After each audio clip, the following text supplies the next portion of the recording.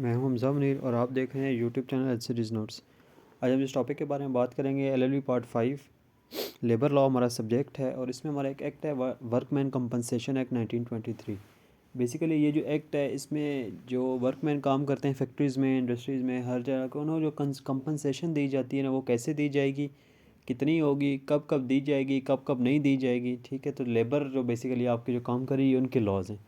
ठीक है, तो उसमें हम लोग देखेंगे कि क्या क्या होते हैं उनके मामला। Employers liability for compensation, employer कब कब लाइबल होगा। एम्प्लॉयर बेसिकली वो बंदा होता है जिसने किसी को जॉब पे रखा हुआ होता है। जो तनख्वाह दे रहा होता है उसको हम एम्प्लॉयर कहते हैं, और जो तनख्वाह ले रहा होता है उसको हम एम्प्लॉय कहते हैं। ठीक है, अब एम्प्लॉयर जो होता है वो कब कब लाइबिलिटी होगी उसकी कंपनसेशन देने का। Workman compensation act is act that requires the payment by certain classes of employer to their workman. ये बेसिकली एक तरह के एक प्रोसीजर एक तरह का प्रोवाइड करता है कि कैसे पेमेंट जो होगी ना, क्लासेस ऑफ एम्प्लॉयर हैं वो कैसे पेमेंट देंगे अपने जो वर्कमैन हैं, कंपनसेशन देंगे उनको for injury by accident during the course of their work और देयर ड्यूटी। अगर उनके काम के दौरान अगर उनको कोई इंजरी हो जाती है, उनको कोई चोट लग जाती है, उनकी डेथ हो जाती है, कुछ भी हो जाता है, ठीक है, तो उनको किस तरह वो कंपनसेट करेंगे, वो सारा जो प्रोसीजर है वो कैसे कब कब एम्प्लॉयर लायबल होगा, ये वो सारा प्रोसीजर प्रोवाइड करता है ये act. Who is workman, workman कौन होता है। Any person who is a railway servant. सबसे पहले जो वर्कमैन की डेफिनेशन वो लेबर लॉ में की गई, रेलवे सर्वेंट हो सकता है। एम्प्लॉयड ऑन मंथली वेजेस, कोई ऐसा बंदा जो मंथली वेजेस पे जिसको आपने एम्प्लॉय किया हो, जिसको रखा हो अपने पास। और any in capacity specified schedule 2 of the workman compensation act, या फिर कंपनसेशन एक्ट जो है ना उसके शेड्यूल 2 में जो जो लोग मेंशन है ना, वो मतलब बेसिकली जो लोग फैक्ट्रीज़ में जो लोग काम कर रहे होते हैं, जो लेबर के काम होते हैं, वो काम जो कर रहे होते हैं उनको हम लोग कहते हैं कि ये वर्कमैन है। हु इज़ एम्प्लॉयर, एम्प्लॉयर कौन हो सकता है। Employer includes a body of a person whether corporate और कॉर्पोरेटेड। कोई ऐसी बॉडी होगी, कोई पर्सन होगा जो कॉर्पोरेट भी हो सकता है और इनकॉर्पोरेट भी, कोई कंपनी भी हो भी सकती है, कंपनी के बगैर भी हो सकता है। कोई एजेंट हो सकता है उस एम्प्लॉयर का। ठीक है, कोई उसका लीगल रिप्रेजेंटेटिव होता है। अगर कोई बंदा मर गया तो कोई एम्प्लॉयर मर गया तो उसका जो बेटा होगा पीछे वो, या उसका कोई भी लीगल हेयर जो होगा वो एम्प्लॉयर होगा। A person who to whom workman is working, for whom workman is working, वो बंदा जिसके लिए वर्कमैन काम कर रहा है, ठीक है, तो वो एम्प्लॉयर होगा। Employer liability to come for compensation. अब एम्प्लॉयर की कब कब लाइबिलिटी है। The growing complexity of the industry in the country with the increasing use of machinery and consequent danger of the workmen along with the poverty of the workmen। अब जो growing complexity है क्या है कि industries में आजकल machinery लग चुकी है, ठीक है, और मशीनरी काम कर रही है, और उधर से लोग हैवी मशीनरी है, लोग वहाँ पे काम कर रहे हैं, सब मशीनरी को यूज़ कर रहे हैं। तो उस मशीनरी को यूज़ करते हुए इसके कुछ कॉन्सिक्वेंसेस भी हैं, कुछ डेंजर हो जाती है, किसी को कुछ मामलात आ जाते हैं, किसी की हेल्थ पे कोई इशू आ जाता है, कोई वैसे किसी का हाथ कट जाता है, ठीक है, किसी की टांग कट जाती है, किसी की डेथ हो जाती है। तो ये जो चीज़ें हैं ये कैसे वर्कमैन के the rights of the workman should be protected in case of injury. तो इन केसेस के अंदर जो वर्कमैन है उसके जो राइट्स हैं उनको प्रोटेक्ट करना बहुत ज़रूरी है। General rule is that the employer is liable to pay compensation to a workman in respect of injury cause by accident in course of his employment. General rule यही है कि जब भी वर्कमैन को कोई भी इंजरी होगी तो एम्प्लॉयर लायबल है उस चीज़ के लिए कि एम्प्लॉयर ने उसको कंपनसेट करना है। रेलिवेंट प्रोविजन अगर हम बात करें तो सेक्शन 3 जो है कंपनसेशन एक्ट का वो डील करता है यहाँ पे। Man employer is liable to pay come. अब वो वाली कंडीशंस हम लोग देखेंगे जहाँ पे एम्प्लॉयर लायबल है इस चीज़ का कि उसने कंपनसेशन देनी है। The liability of the employer is confined limited to the payment of the compensation to the summon who is workman and then only respect of the injury ceased to by the extent out of the core. अब ज़रूरी है कि सिर्फ उस liability उसकी तब आएगी जब वो बंदा वर्कमैन होगा, ठीक है, और उसकी वो जो इंजरी हुई है वो इसको एम्प्लॉयमेंट में हो, ये ना वो फैक्ट्री में काम कर रहा था, शाम को घर गया, उसको कोई इंजरी हुई है, ठीक है, तो उसकी कंपनसेशन वर्क में एम्प्लॉयर ने नहीं देनी। एम्प्लॉयर ने उसकी कंपनसेशन दी इसके लिए फैक्ट्री में काम कर रहा था और उसका कोई नुकसान हो गया, ठीक है। अब सबसे पहले इसके एसेंशियल्स कंडीशन हम लोग देखते हैं क्या क्या होती हैं, कब कब होता है। कॉजिंग और पर्सनल इंजरी, सबसे पहले पर्सनल इंजरी आपको होनी चाहिए। There must be some personal injury cause to workman, workman को पर्सनल इंजरी कॉज हुई हो। Generally injury implies on physical और bodily injury caused by an accident, कोई इसकी फिजिकल इंजरी हो सकती है, कोई बॉडीली इंजरी हो सकती है। However such person injury will also include nervous shock, कोई इसका नर्वस शॉक, कोई इसका मेंटल इंजरी भी हो सकती है इसमें, कोई ब्रेक डाउन मेंटल स्ट्रेन वगैरह उसका कोई हो सकता है, ठीक है। Thus the term personal injury includes psychological injury as well. अब आपको जो फिजिकल इंजरी है ना, ये बेसिकली आपकी ये पर्सनल इंजरी है, ये आपका जो मेंटल डिसऑर्डर है वो भी करती है, इसको भी कवर करती है, ठीक है। Personal injury cause bye an accident, अब जो आपकी पर्सनल इंजरी होनी चाहिए ये हम वो कंडीशंस देख रहे हैं कि कब कब एम्प्लॉयर लायबल होगा। जब ये सारी चीज़ें होंगी तब एम्प्लॉयर एक लायबल होगा, ठीक है। Accident means any mishap, accident क्या होना चाहिए कि मिस हैप होता है इवेंट विच की इज़ नॉट एक्सपेक्टेड, ऐसा इवेंट होता है जिसको एक्सपेक्ट नहीं किया जाता, उसको हम लोग एक्सीडेंट कहते हैं। Employer is liable to pay the compensation for injury to workman for injury if your personal injury is caused by the accident. अब वो जो इंजरी कॉज होनी चाहिए वो एक्सीडेंट से कॉज होनी चाहिए, ठीक है। ऑक्यूपेशनल डिजीज़, अब ऑक्यूपेशनल डिजीज़ क्या होती है?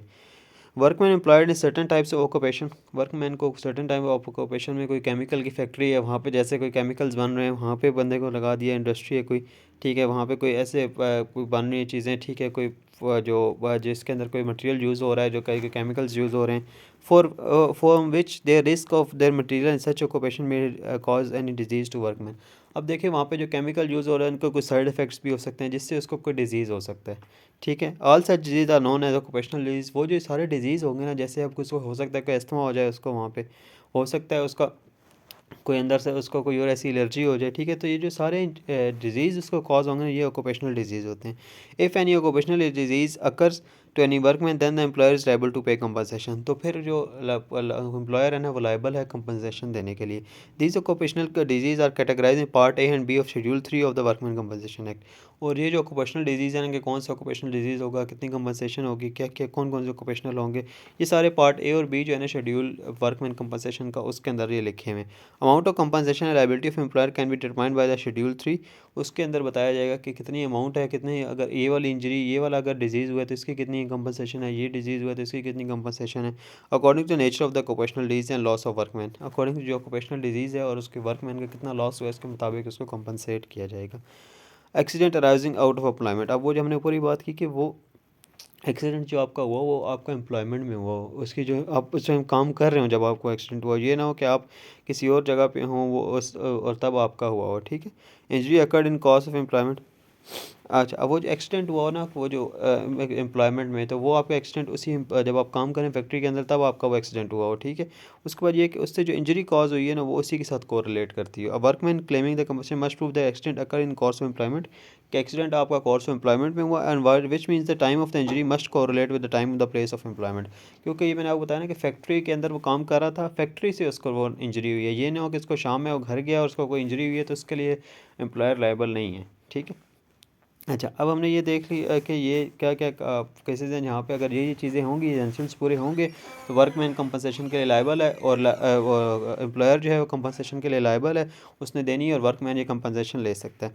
अब केसेस वो हैं कि जहाँ पे वर्कमैन के लिए ना डिफेंसेस हैं एक तरह के, उसके लिए एम्प्लॉयर के लिए वो कह सकता है कि यार ये चीज़ें हैं तो ये मैं नहीं देता, ये मेरी कंप नहीं बनती। मैं अगर देखें injury not extending for a term 4 days, 4 दिन से ज़्यादा इंजरी नहीं हुई, कोई ऐसी इंजरी थी सिर्फ 4 दिन की थी, the employer shall not be liable to respect of injury in respect which does not result in a total और पार्शियल डिसेबलमेंट, उसमें कोई टोटल पर पार्शियल डिसेबलमेंट नहीं होगी उसके किसी ऑर्गन की या कोई ऐसी चीज़, ठीक है, या उसका हाथ से हाथ नहीं कट गया, कुछ भी नहीं, वैसे अब नॉर्मल से एक इंजरी आई थी और injury not cause and remain for 4 days healed earlier, उसकी जो इंजरी थी वो पहले ही हील हो गई थी, ठीक है, 4 दिन से पहले अगर हील होगी, 4 दिन के बाद होगी तो वो लायबल कंपनसेशन की लायबल आएगा, ये एक उसमें एक्ट में एक चीज़ लिखी है। ड्रिंक और drugs, employer shall not be liable अगर अगर जो death caused by the accident which is attributable to the workman under the influence of alcohol drink और ड्रग्स, अब वो कोई काम जो कर रहा था ना वो उसने कोई अल्कोहल ली हुई थी, उसने कोई ड्रिंक की हुई थी, उसके उसके अपनी नेग्लिजेंस की ऐसे अगर की हुई थी तब ये एम्प्लॉयर ने नहीं देनी।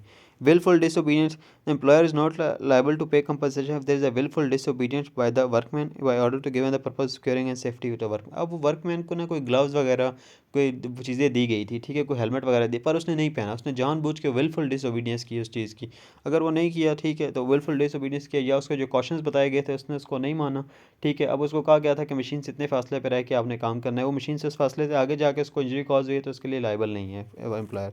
अब रिमूवल ऑफ सेफ गार्ड, अब जो उसको सेफ गार्ड वगैरह दिए गए थे, ठीक है, उसने उसको रिमूव कर दिया, उसने जो हेलमेट्स थे उसको रिमूव कर दिया, ग्लव्स थे उसको रिमूव कर दिया, तो फिर उस तब भी उसका लायबल नहीं है। अब अल्टरनेट रेमेडी क्या है, मतलब अब एक तो ये भी रेमेडी है कि वो कंपनसेशन ले सकता है, उसके बाद employer can sue for employer, employer को सू कर सकता है वर्कमैन, ठीक है, और सिविल डैमेजेस के लिए भी क्लेम कर सकते हैं। अब यहाँ अगर कंपनसेशन नहीं ले सकता तो डैमेजेस के लिए वो क्लेम कर सकता है, ठीक है, वो एक और मामला है कि वो सिविल केस में भी जा सकता है, ठीक है। अमाउंट ऑफ कंपनसेशन अगर हम बात करें तो सेक्शन 4 जो है ना वो हमारा डील करता है कि ये पेपर में ये भी इसके बारे में क्वेश्चन आता है कि कब कब कितनी कितनी अमाउंट दी जाएगी, ठीक है, कंपनसेशन कब कब दी जाएगी, एम्प्लॉयर कब कब लायबल है और कितनी कितनी कंपनसेशन दी जाएगी। In case of death, if any workman suffered an injury it is related in a death due to in course of his employment the amount of compensation will be equal to the amount mention in second schedule of column 4 of the workman compensation act और which is ₹4 lakh, ये तकरीबन 4 लाख है। अब अगर death की बात करें तो डेथ जब हो जाएगी ना उसकी, तो वो जो अगर उसकी एम्प्लॉयमेंट के अंदर डेथ हुई है तो एक शेड्यूल 4 है, शेड्यूल 4 के अंदर ना वर्कमैन कंपनसेशन एक्ट के इसके लिखा हुआ है सेकंड कॉलम के अंदर 4 लाख, ठीक है। तो हम उसको अगर डेथ हो जाएगी किसी इंजरी से उसको 4 लाख मिलेगी, ठीक है। In case of personal disablement, permanent disablement, अगर कोई इसका ऑर्गन है उसकी परमानेंट डिसेबलमेंट हो गई है, ठीक है, मतलब उसका हाथ बिल्कुल काम करना छोड़ गया, डिसेबल हो गया, वो काम नहीं कर सकता अब, तो उसके लिए भी 4 लाख रुपए, ठीक है। In case of partial disablement, partial अगर डिसेबलमेंट हुई है, ठीक है, अब कोई मतलब आपका हाथ कोई इतना ज़्यादा डैमेज नहीं हुआ, कोई पार्शली डिसेबल हुआ है, ठीक है, अभी तक पूरी तरह से नहीं डिसेबल हुआ, थोड़ा सा काम कर रहा है, ठीक है। If injury specified in the schedule 1, अगर आपकी पार्शियल डिसेबलमेंट हुई है, परमानेंट डिसेबल नहीं, पार्शियल डिसेबलमेंट हुई है, ठीक है, आपकी परमानेंट नहीं हुई, तो इफ़ द यहाँ पे परमानेंट नहीं आएगा, ठीक है। When the partial disablement result from the injury then injury, if injury specified in schedule 1, अगर आपकी इंजरी स्पेसिफाइड शेड्यूल 1 में स्पेसिफाइड है, तो if the injury causes and partial disablement, मतलब परमानेंट आपकी पार्शियल डिसेबलमेंट हुई है, कोई मतलब आपकी आधा हाथ या आधी थी वो सिर्फ आपकी डिसेबल हुई है, ठीक है। Then the compensation will be according to the earning a capacity which is lacked due to the injury as mentioned in the schedule 1 of the such injury। अब देखिए कोई ऐसी इंजरी हुई जो आपकी पार्शियल डिसेबलमेंट हुई, आपको फुल उसने डिसेबल नहीं किया, आप थोड़ा देख सकते हैं, ठीक है, अगर आपकी आंख को नुकसान तो है पर आप देख सकते हैं पर कम देख सकते हैं, पार्शियल डिसेबलमेंट हो गई है, ठीक है। तो ये है कि वो आपको वो जो कंपनसेशन दी जाएगी ना, वो जो उसकी मुताबिक होगी ना, जो आपको जितना आपका लॉस हुआ है उसके मुताबिक, और वो शेड्यूल 1 में लिखी है कि किस इंजरी का कितना लॉस हुआ है तो कितनी इंजरी मिलेगी, और अगर वो शेड्यूल 1 में लिखी नहीं हुई, ठीक है। If the injury causes a person जो schedule 1 then the compensation will become appropriate to the loss of earning capacity, तो वो जो अर्निंग कैपेसिटी थी ना उसको कि मतलब वो उस चीज़ को यूज़ करते हुए कितना अर्न कर सकता था, ठीक है। जैसे अगर हाथ है तो उस हाथ को वो यूज़ कर, ऐसा क्या काम करता था उस हाथ को यूज़ करके या उस टांगों को यूज़ करके, कोई भी चीज़ को यूज़ करके, तो कितना उसको लॉस हुआ, तो उसके मुताबिक उसको फिर वो दी जाएगी। ये बेसिकली जब आप लेबर लॉ में आप जाते हैं, लेबर प्रैक्टिस करते हैं, तो उससे फिर जो कमिश्नर होता है, ये बेसिकली फैक्ट्स की बात होती है कि इसको कितना लॉस हुआ है, कितना हुआ है, तो उसके मुताबिक फिर उसको कंपनसेशन दी जाती है।